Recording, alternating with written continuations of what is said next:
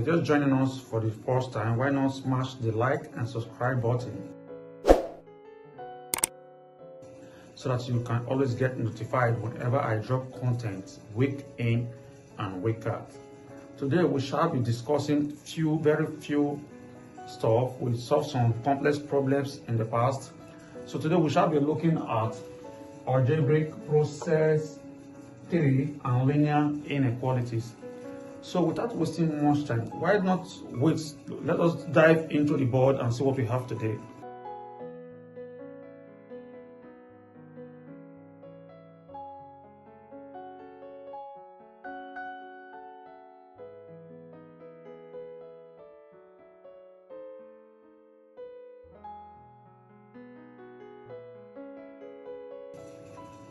Yeah, welcome back. Like I said before, we shall be discussing about linear algebraic process 3 today, and algebraic process and linear inequalities. So by the end of this lecture, you should be able to represent linear inequalities in one variable on a number line.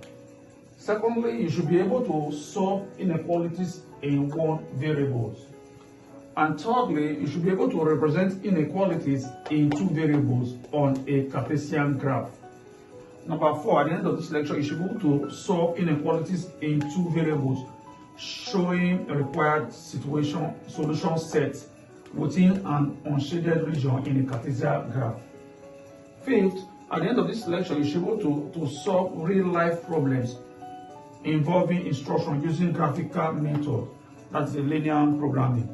Lastly, at the end of this class, you should be able to use linear programming to determine minimum and maximum values within a given set of instructions. Those are the things we're going to work on today at some common inequalities today. First of all, we shall be looking at linear inequalities in one variable. We'll be looking at linear inequality in one variable. We shall be looking at representation on a number line. How do we represent this inequality on a number line? That is what we shall be looking at again.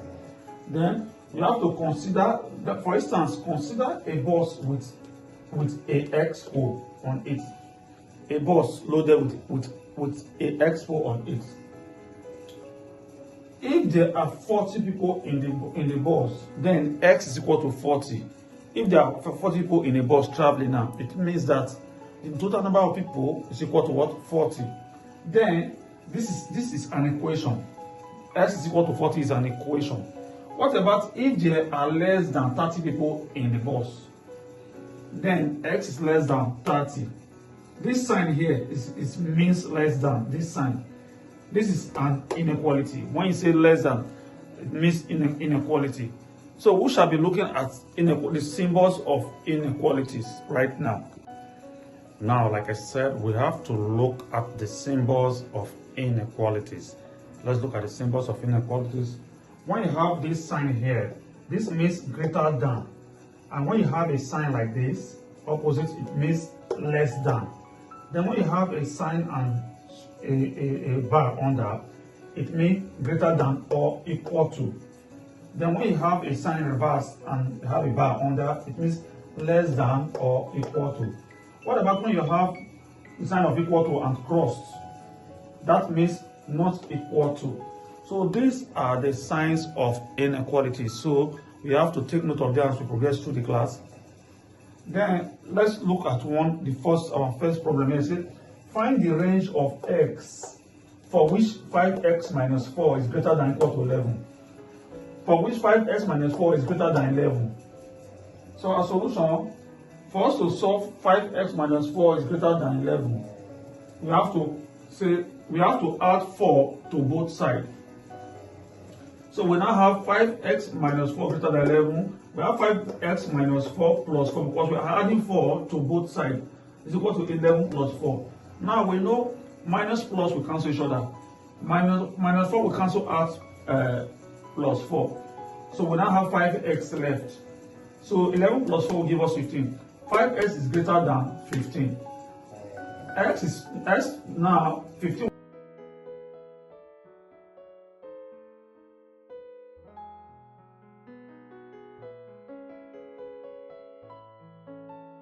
x now 15 will now divide by 3, by 5, which x will give us 3.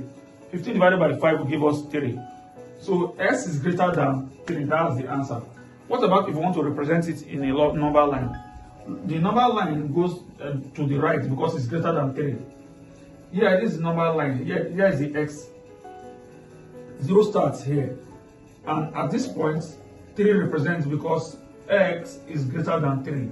When it's greater, it's moving rightward. Right when you say it's greater. But when it's lesser, it's moving left to the left hand side. Since it's greater, it's moving to the right hand side. So that's our example 1. We'll be right back to solve example 2.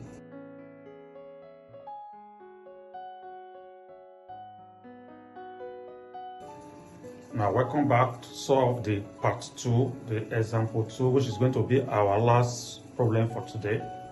So we said solve the inequalities where we have minus 2 bracket 13 plus x is greater than equal to 9 plus 5x. Now we are also asked to represent the solution in a number line. So what do we do about this?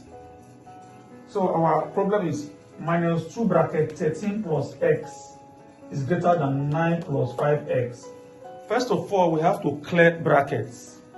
In order to clear brackets, we say minus 2 times 13 will give us minus 26. Minus 2 times x will give us minus x. Minus 2 times 13 will give us minus 26. Minus 2 times x will give us minus x. Is greater than and equal to 9 plus 5x. So what do you do next? Now you have to collect like terms. In collecting like terms, we now have minus 2x minus 5x is greater than equal to, what's like terms? We have x here and we have x here. So we have minus 2x. When this 5x moved over across the sign of greater than equal to, it changed to minus. That's why we have minus 2x minus 5x is greater than equal to 9 plus 26. Now we now have minus 2x minus 5x is minus will give us plus.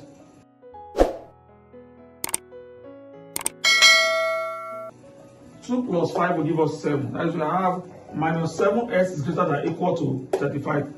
So we now divide both sides by 7. If we divide both sides by 7, we now have minus x is equal to 35, greater than equal to 35 divided by 7. 35 by 7 divided by 7 will give us 5. Then we now have x is less than equal to minus 5. Do you know why x is less than equal to minus 5? When minus crosses to the sign to the greater, when minus crosses this greater than equal to sign to the other side, it reverses the inequality sign to less than equal to minus 5. So when you put this in a number line, we have x here. I told you our minus on a number line goes to the left negative direction.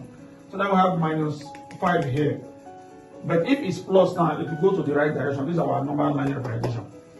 So if you do this in your exams, you have 100% score. So I'll see you in my next class where I solve more problems of inequalities. Thank you for watching today.